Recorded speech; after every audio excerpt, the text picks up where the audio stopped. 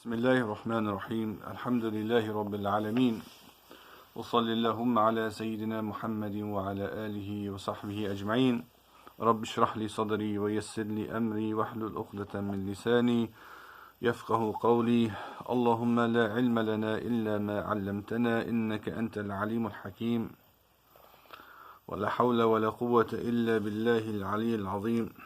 السلام عليكم ورحمة الله. My dear brothers and sisters, inshallah this video finds you in good health and good faith. We ask Allah subhanahu wa ta'ala to bless you and your families, to protect you and your families from all that is evil in this world and all that is harmful to the body and the soul, what's harmful to the human being in this life and the next life. We ask Allah subhanahu wa ta'ala to protect you from it and to give you better than it in this life and the next life. Ameen ya Rabb.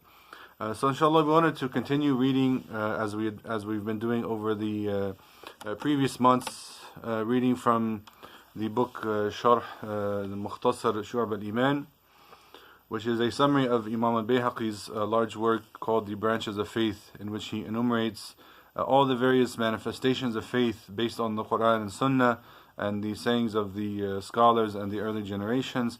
How is faith manifested? What are the signs of those and examples of faith and how it manifests in the life of the human being? We know in Islam that faith is not something that just resides in the heart. Faith is not something which just resides in the heart. Rather, it's something which resides in the heart and is manifest on the tongue, is declared on the tongue, and then manifests itself on our limbs through actions and through good deeds. So a healthy faith and strong faith will manifest itself in the life of the believer through good deeds and good works. And a weak faith or a sick faith or a faith which is deficient and in need of work and in need of repair, so to speak, is a faith which will or lack thereof will result in a deficiency in the life of the human being, where they are devoid of good deeds and perhaps engage in bad deeds frequently or on some occasions. So this is a sign of either weak faith or a sign of faith which needs to be worked on. And that's most of us, to be honest with you. That's most of us, that we need to work on our faith and try to improve ourselves. This is the challenge of this life, is that we try to improve ourselves and make ourselves, with Allah's permission, better today than we were yesterday, and better tomorrow than we are today, inshallah ta'ala. This is part of the human experience, that we try to improve ourselves. But one of the signs of improvement would be a manifestation of in our actions, or a change in our behavior, so that we start to go towards good deeds and start to pull away from bad deeds, inshallah ta'ala. So the author mentions the 55th branch of faith, and he enumerates over 70 of them based on the hadith of the Prophet ﷺ, that the branches of faith are 70 some. The highest of which is La ilaha illallah, saying La ilaha illallah, declaring the oneness of Allah subhanahu wa ta'ala, and the lowest of which, or the smallest of which, is removing a harm from the road. So removing a twig or a branch or something which might harm, a stone or something which might harm someone, removing that from the path of people so they do not hurt themselves or others. That in itself is also a branch of faith, even though a smaller branch of faith.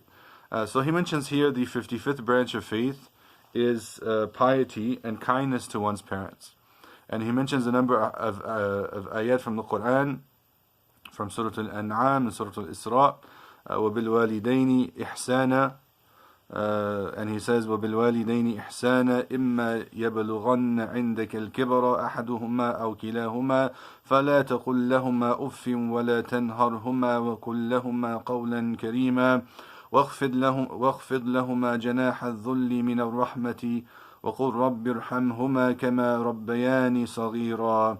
He mentions two verses from the Quran, the first from Surah Al-An'am, that we have commanded upon mankind or human beings kindness towards one's parents. And in another verse, your Lord has decreed that you worship none but Him and show kindness to your parents. If one or both of them reaches old age with you, then do not say to them uff, or repulse them, but speak to them kindly.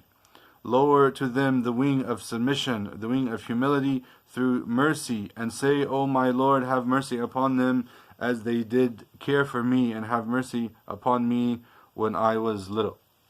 So these are two verses amongst many in the Quran which highlight the important nature that our parents and role that our parents play in our lives, and we should try to honor that and return the love that they gave us when we were children, and the affection and love and mercy they showed to us. We should return that to the best of our abilities, inshallah. Then he mentions the hadith of the Prophet ﷺ that's mentioned in Sahih Muslim and Sahih Bukhari, that Ibn Mas'ud radiallahu anhu said, سألت النبي صلى الله عليه وسلم أي العمل أحب إلى الله عز وجل؟ قال الصلاة لوقتها. قلت ثم أي؟ قال بر الوالدين. قلت ثم أي؟ قال الجهاد في سبيل الله. Ibn Mas'ud asked the Prophet ﷺ what actions are best. And he mentions first that praying in its proper time, praying in the right time.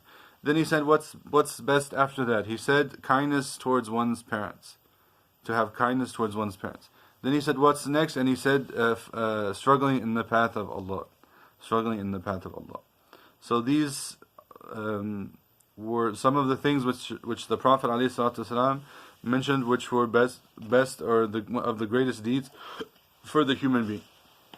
And we know from other hadith that the Prophet ﷺ would give different answers to the same question. The Sahaba, mashallah, were eager to seek knowledge. They were eager to understand what was most beloved to Allah subhanahu wa ta'ala in terms of good deeds, and to seek after and seek the pleasure of Allah through those good deeds.